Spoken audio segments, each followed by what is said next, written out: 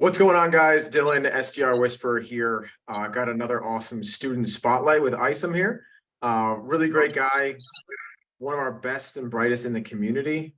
Always love watching his daily check-ins. Super excited to have this conversation with you, brother. Let everyone know who you are, what you do, what you're all about. What's up, everybody? My name is Isom Chappelle. I'm 36. I'm based out here in Arizona. And back in December, I made a commitment to myself to get back into sales. About 6 weeks after that is when I met you, Dylan, on Twitter. And you hosted a webinar explaining how you can have a career as a appointment setter. From there, jumped into appointment setting for a really strong real estate team, the Christian Cole Network. So I'm an ISA for the Christian Cole Network.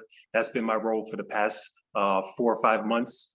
And I'm also an SDR Whisperer, and I'm sure we'll talk more about that. Absolutely, brother. So I'm going to go back there. You said that you made a commitment to get back into sales. I guess, What were you doing? I guess you did sales, you stopped doing it, and then you're back into it. What does that look like? Yeah, so my last sales role was for Single Platform. They were a software company. I did that back in 2016 and just got discouraged. I felt like I had hit a wall as an appointment setter there. So I laid it down for about 5 or 6 years. But I always knew that sales was for me, and that's what I needed to be doing. So last year I was a wildland firefighter, did some I did not know that. Yes. I was out there in New Mexico, Northern California, Oregon last year. I loved it, but at the same time, I knew that it wasn't, for me for long term. So December, I wrote a note to myself. I said that I was a highly paid and in-demand copywriter. And that was on December 11th, I believe. And about 1 or 2 weeks after that, I revised it because I knew that I was already a strong writer. And so I wanted to challenge myself to do something that was even more outside of my comfort zone. And so I said, no, I want to be able to sell over the telephone. And so that's how my commitment came. And you know how life works. You make a decision, then doors start to open up. And that's when I met you. Absolutely, brother. I love that. That is literally like, I did the same thing. I wrote something down. I looked at it every day. I wrote it down every day, multiple times. And you're right. Like the more you align with who you are, how you think, how you feel with a desired outcome, like it kind of tends to push you in that direction. So I'm super glad we met. I remember your face commenting on Twitter posts. Like you're pretty consistent with commenting on Twitter. And I was like, who is this guy? Who is this guy? And then funny enough, I saw your face join. I was like, oh, let's go. Hell yeah.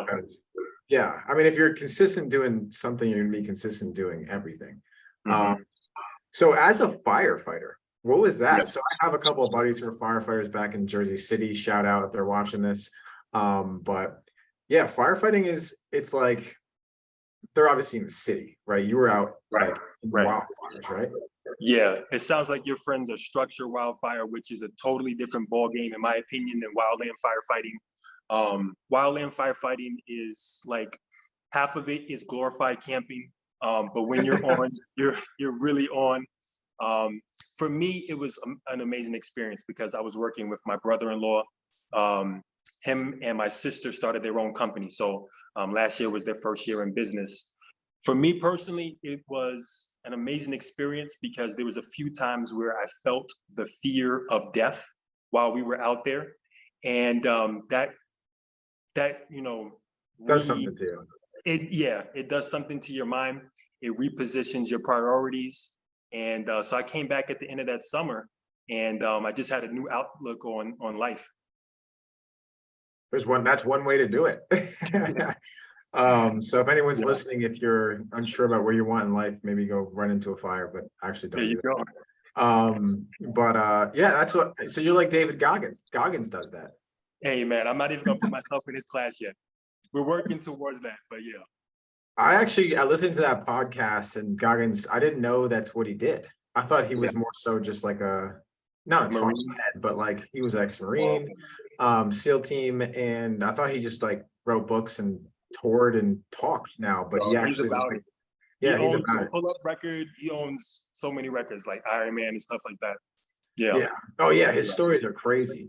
Yeah. He's- And listen, just to all the women that are listening to the podcast, David Goggins was beat by this woman in the, like, it was like a 75-mile run or like a 3-day ultra marathon or something like that. Yeah. So shout out to the women out there as well.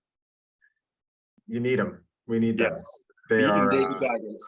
I wouldn't be where I am without my fiance and her support and the Thanks. craziness of, you know, working for yourself and earning your own income based on the work you put in and day out. So, Yeah. being an ISA, I know you're also in the process of getting your license, right? Yes. Nice. Yeah, real estate license. Yep. Yeah. So tell me how getting back into sales was. Yeah, so it was a pretty smooth transition. One friend put in a good word for me at Keller Williams and interviewed for that. At the same time, I was going through the training and the role playing through SDR Whisperer. So by the time I was onboarded, I had 6-7 hours a week of just personal practice, coupled with another couple of hours of role play with my fellow classmates. And so I really was able to hit the ground running. And traditionally, you get invited to get your real estate license about 6 months into the game. But Yeah. they came to me after about 2 or 3 months and said, listen, we would like you to get your license. This way you could open up some more doors for you. You'll know more about the industry. You'll be able to have better conversations and just gives you a bigger path to walk. Absolutely. So what is the timeline on getting that license? Yeah, so it's a 70-hour course. You can take it at your own pace. I've committed myself to be able to finish it by July. My first priority was making sure that I knew my script, my objections, my points of insight to be able to deliver to people. So I really wanted to be able to get good over the telephone before I started jumping in. But now I've been doing about 2 or 3 hours on a daily basis. And I look to get my license at the end of July. Right around the corner, dude. Right around the corner. Yeah. That's awesome. That's awesome. And one thing that I've noticed about you, right, is you're very consistent to things that you put your mind to. Like we have the daily check-ins Slack channel, and it's not the most active channel, right? Because it's not the easiest channel to use, right? Like you have to actually put in the work and show up to be vulnerable.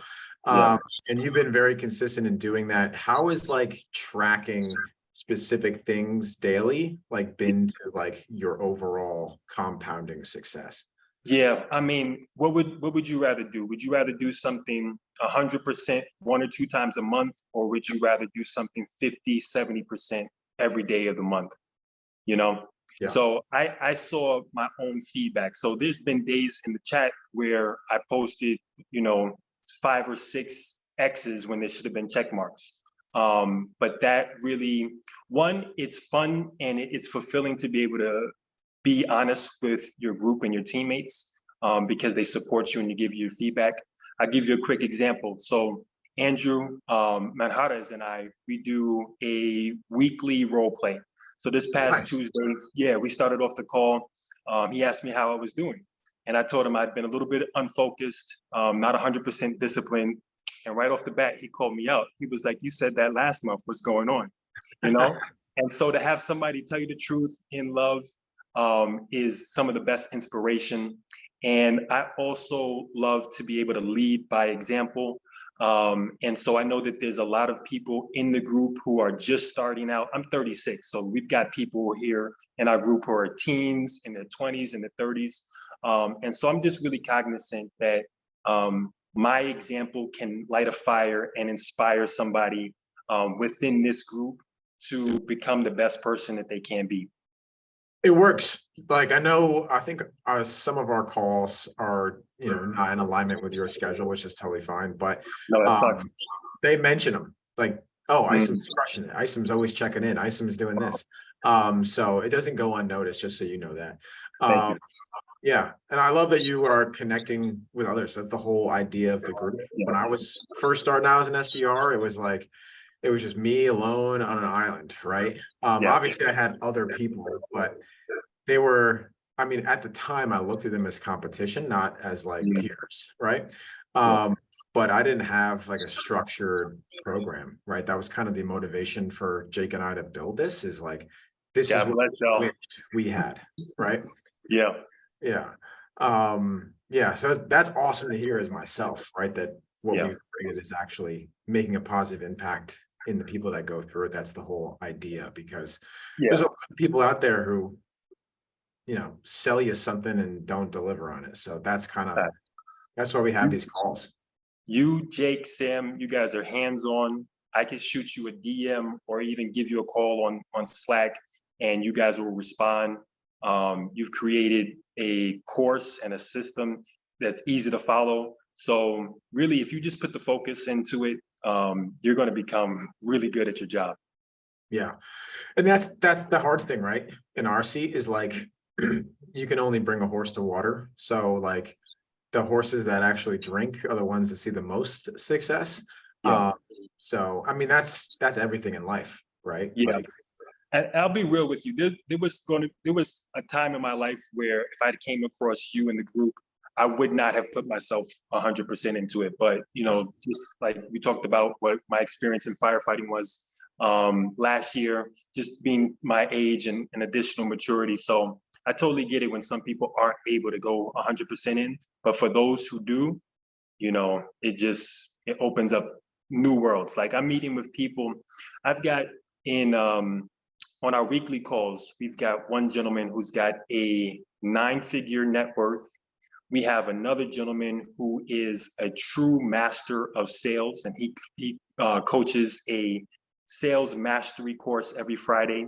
The leader of our group, the founder, her name is Kristen Cole, an amazing real estate salesperson, but she's even better at developing people.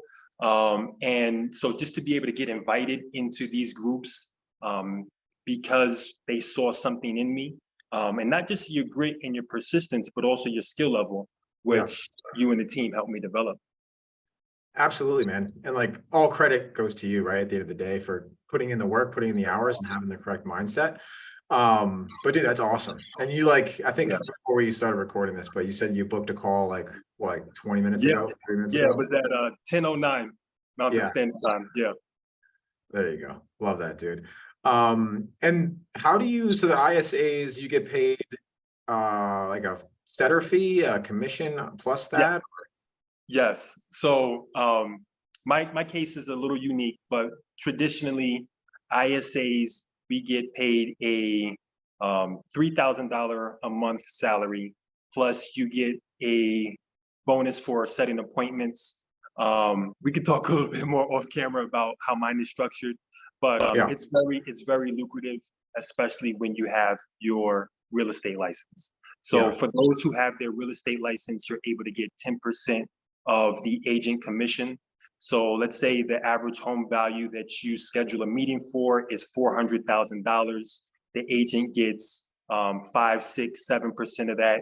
And then your 10% out of that is going to be more than $1,000, going on up, just depending on how much they're able to get for their service. So you can schedule 1, 2, 3 meetings per day, and be making, let's say you got a realtor who's getting 50, 70% close rates. Just do the math and you'll see that it's very much worth your time. Love that, dude. And I guess, so obviously you have your license coming up. What is like future, like 90 days, 6 months, 12 goal for you? Oh, I love that question. So for me, I want to stay in my appointment setter role even after I get my license. In real estate, there's something called an expired listing. And an expired listing is when somebody puts their home on the market, 3, 6, 9 months go by, and their agent was not able to sell their property. And so we've got a CRM, which every day at midnight, we get the listings of all of the properties in our area who expired. I call them up and I introduce myself, ask for the meeting, get them on the hook, ask for the pain point, qualify, and then go ahead and schedule that appointment. And for me, I mean, I'm able to see every morning 60, 80, 100 new leads from people who've raised their hands, so to speak, saying, 1, they want to sell their property, and 2, they're willing to work with an agent and pay an agent to get that done. And so for me, it just seems like some of the easiest money on earth. What I want to be able to do is I want to be able to find some ways to scale that, whether it's through social media, marketing, content marketing. I'm also able to get my own team as well. So I've got a lot of different avenues that I could take this.